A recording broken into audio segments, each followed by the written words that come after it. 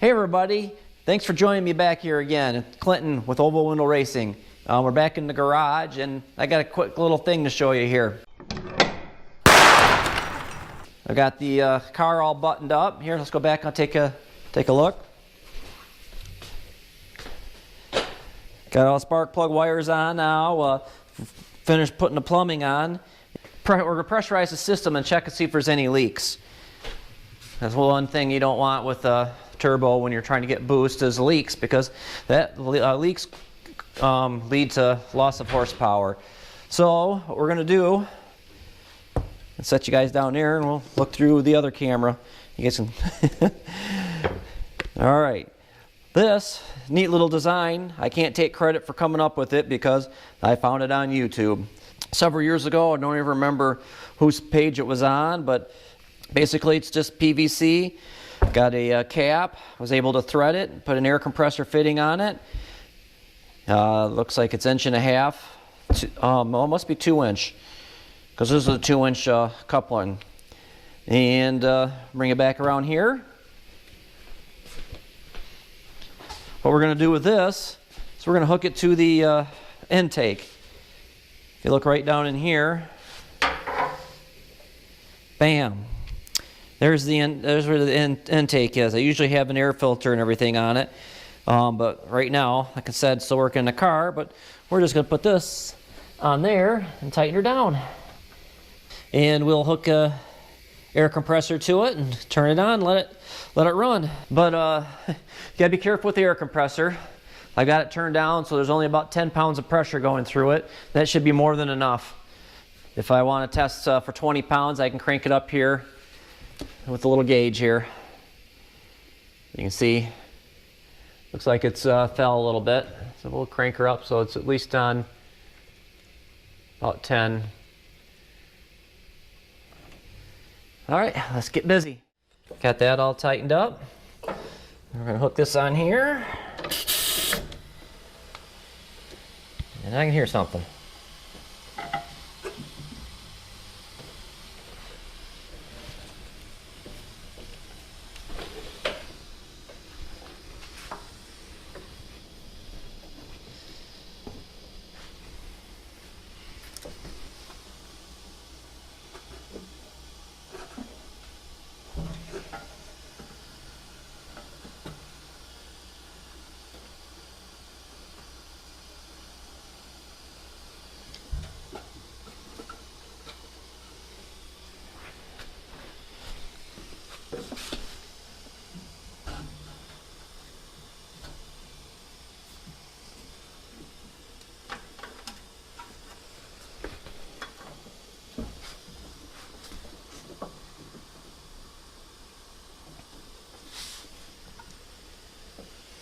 Here's something I can't quite make out where it's coming from.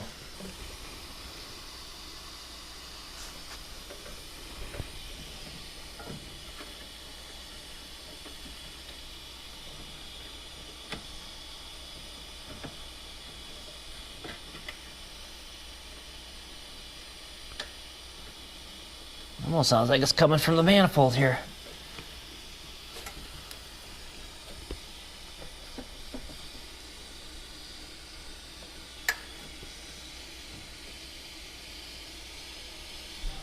Yeah, it feels like it's coming out of the injector hole there. That's not good. It means fuel's going to get all over the place. One on this side. I think it's just that side. If I look at these injectors, maybe I don't have those tightened down all the way, but those look like they're down in there quite a ways, but these look like they're pushed up. So I got to address that. Yay. Hey everybody. Yeah, I know it come kind of an abrupt ending. Basically I didn't have the outcome I wanted. Most of you probably recognize that I kind of shot this video previously without having the outcome that I wanted. I was hoping to be able to solve the problem and be able to show it to you guys, but I never did finish the video, so I was was going through some old footage, and I decided to reshoot, or at least shoot the outro here and kind of explain to you guys what's going on. Basically right now I'm waiting for parts. By pressurizing the system, you can see I did find some leaks, and one of the leaks was the intake, or intakes. No, these aren't intakes. This is the intake, but the fuel injectors here weren't quite seated all the way down. That was my fault. There was this little screw here. Actually, there's two little screws, but I didn't have it all the way down. Actually, I didn't have the injectors seated properly when I did tighten it down. And a little about this. This is a CB manifold. I don't know if this is just a casting of like a late model fuel injected in casting, or if it's something that they had done up. I know they now make them, I believe, with the bigger end, so you don't have to do what I did with this end. But what I had an issue with, not this time, but previously a couple years ago, was this bracket. And to me, I don't know, this just seems a little, I don't really like this design. I'd probably want to somehow have 2 bolts holding the fuel rail down just for extra security.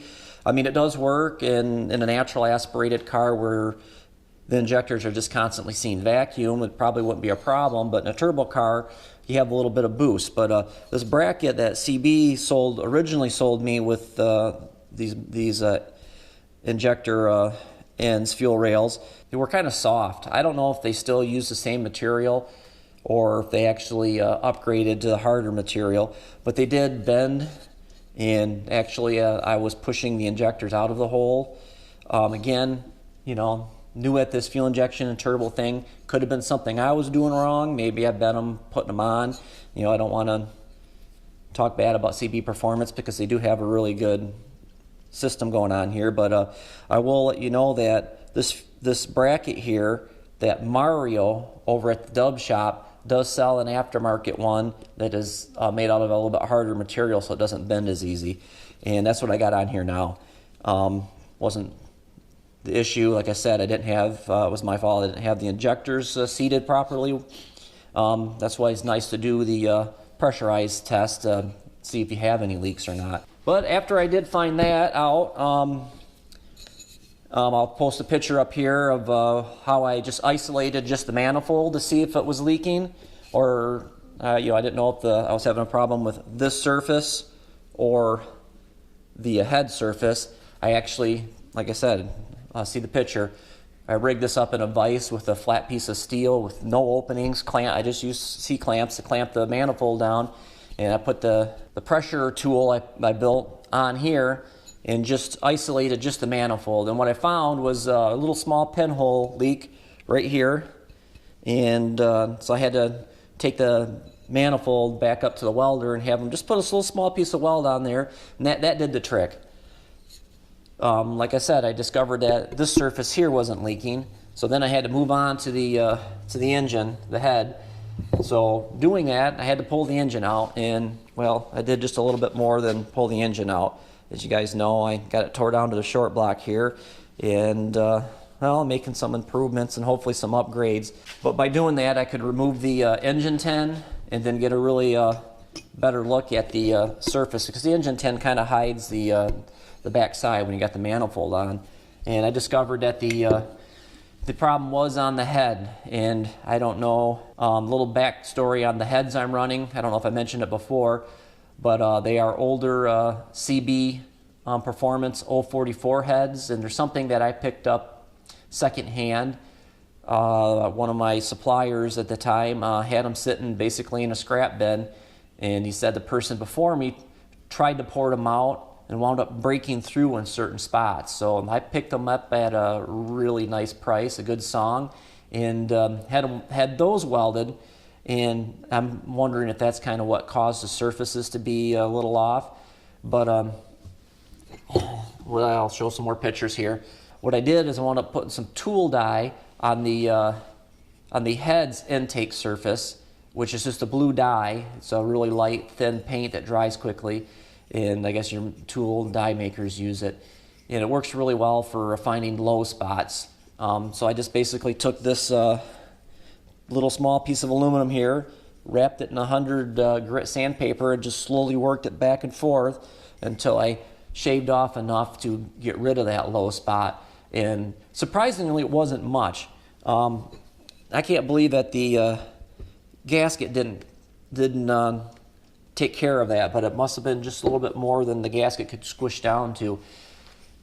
So after I got that done, you know, I was actually able to bolt this back down, put the tool back on it, and pressurize it again, and just isolate just this manifold to the head, and I did take care of that head. But now we'll move on to the other side of the engine. I did the same thing, just isolate that side, which would be the other side. That manifold was welded properly, or good enough so that it's sealed, but I found a pinhole in the head, in the intakes part of it. And again, it was another spot I had welded when I had the heads done up, and there was just a small pinhole. So that's where that head is right now. And that head is up at the welder's getting welded. He was able to weld it about halfway before he ran out of gas. Well, with this whole crisis thing, or whatever you want to call it, going on, being he's not an essential business, the local gas people are not selling gas to the public, only to essential workers. So we're waiting on things to open up here so I can get my head back and remachined, because there was a small crack that opened up and it went right up into the intake surface. So we got to weld that all up and machine it back down. And I'm almost wondering if it would have been better just to buy another set of heads. But like I said, I got a really good buy on these heads. To me, it was worth it to have them welded up. And then I actually had to go and reshape everything, because the guy that previously had them just kind of just cut wherever he wanted, and I like everything to kind of be symmetrical, but it would be symmetrical opposed to each other because they're reversed. So it's kind of tough to get them all to look the same, but I kind of pride myself in doing that. I don't pride myself in as a head porter, because I've never had any of my stuff flow tested on a flow bench, but pretty much just tested in the car on the track. But yeah, that's where I'm at right now, and hope everybody's doing well, and hope we see the car on the road soon, because it is now early May, and it looks like the tracks are going to start probably opening up as soon as the state opens up. I do see that I'll try to post it down below, but the 131 summer and fall bug run has been posted. I believe it's July 12th, and I'm not sure on September. I'll post that down below. I do plan on going there, and maybe hope to see some of you guys there. All right, before we go here, I do want to stress and emphasize, when you're dealing with compressed air, be very, very careful. It can be very dangerous. Like I stated earlier, that I actually have a regulator, and I'm able to turn the air pressure down after, when it goes into the hose, to about 5 pounds is probably good enough to do with this, do a pressure test on there. 5, I think I did have it up to maybe 5 to 10 pounds, but there's really no need to go any higher than that. But yeah, please be very, very careful when dealing with compressed air. It can be dangerous. Well, until then, we all know to keep the flat side down and the shiny side up, and let's get the engine back in the car.